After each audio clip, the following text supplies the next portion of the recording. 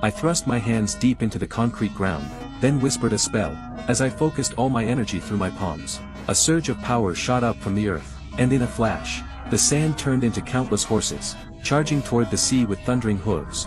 I clenched my fists again, and the horses leaped over the ship's sails, effortlessly riding the stranded vessel.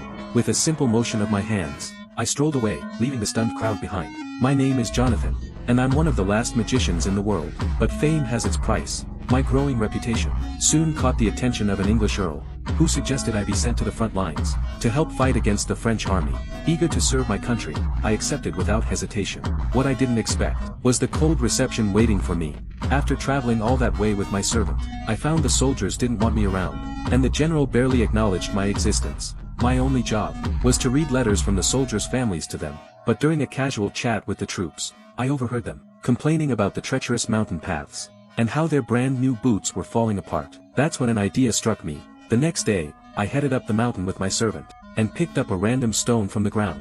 Following the instructions in my spellbook, I began chanting over it. Nothing happened. I let out a frustrated breath and tried again.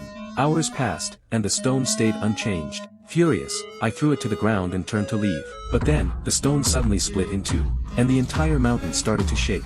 We spun around to witness an unbelievable sight. Countless rocks shot up from the mountainside, and began forming a road, stretching down the slope, and extending for miles into the distance.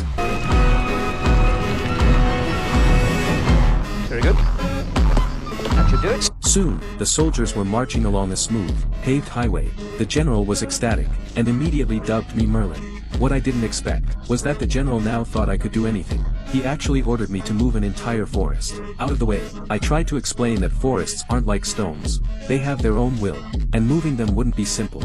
But the general wouldn't take no for an answer. So I had no choice but to try. The next day, with soldiers leading the way, I found the oldest tree in the forest. After all, if I was going to negotiate a move, I needed to talk to the one in charge.